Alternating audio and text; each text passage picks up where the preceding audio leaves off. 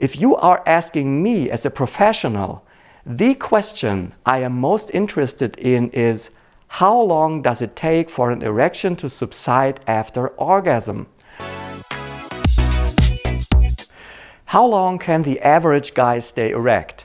Simple question with multiple implications for an answer.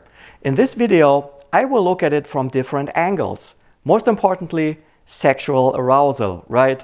If you're about to have sex, how do you compare to the average Joe next door? Can you make it 2 hours, even 3 hours? We'll see. Let's say you can get it up all day long and the nights too. Are there any dangers involved for the penis? And lastly, why can't you stay erect after orgasm? Let's have a look at the first question, staying erect for sex. It pretty much comes down to hardware and software. It's like a new computer. I mean, wow. Windows pops right up, it's lightning fast, and the battery seems to hold forever. 2 years later, you make coffee while waiting for that damn thing to start, and you don't even care about the weak battery anymore because you keep it connected to the power adapter anyway. It's the same with the body. Aging is hard on erectile function, and it works best when you were taken right out of the box, so to speak. It never gets better than when you are in your 20s. The key is sexual arousal. If you keep sexual arousal for hours, well, then you will be able to have an erection for several hours. But there is a catch. First of all, staying in a state of constant sexual arousal causes testicular vasocongestion in many men. You might know this phenomenon by its colloquial term, blue balls. It feels like someone has hit you in your private parts and is quite unpleasant. But you don't have to worry about it. It's not dangerous. It only hurts and ceases soon after ejaculation. The other thing is time. We urologists know from abnormal erections called priapism that the tissues of the penis get damaged after 6 hours of constant erection. So it might not be a good idea to aim at staying erect over several hours. With age, it gets increasingly difficult to stay aroused and erect for longer periods of time. Apart from that, normal erection intervals vary quite a bit from time to time and from man to man. You could say most guys probably have an erection for half an hour.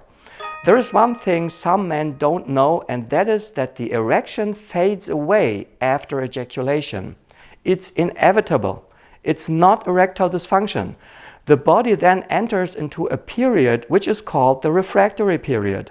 During this time, erections are not possible. In young men, the refractory period is very short. Sometimes it's only minutes. Whereas in the aging male, there might be hours before the body is able to generate a new erection. If you are asking me as a professional, the question I am most interested in is, how long does it take for an erection to subside after orgasm? How much does it change with aging? And could it be possible to define a threshold in terms of seconds to predict the risk of erectile dysfunction or other penile pathology?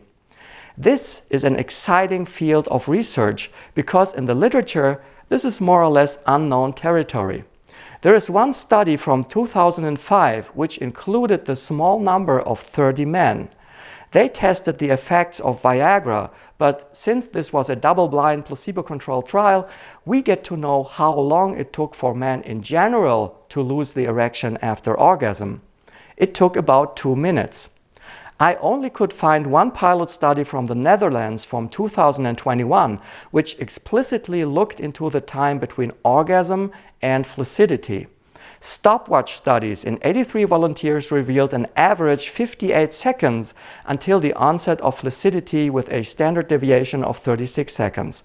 On average, it took 181 seconds, 3 minutes, until complete flaccidity was achieved with a standard deviation of 84 seconds. So if you really want to compare yourselves to others, take a stopwatch and start measuring. Can you beat 3 minutes? Post your results in the comments down below. Thanks for watching. Bye bye.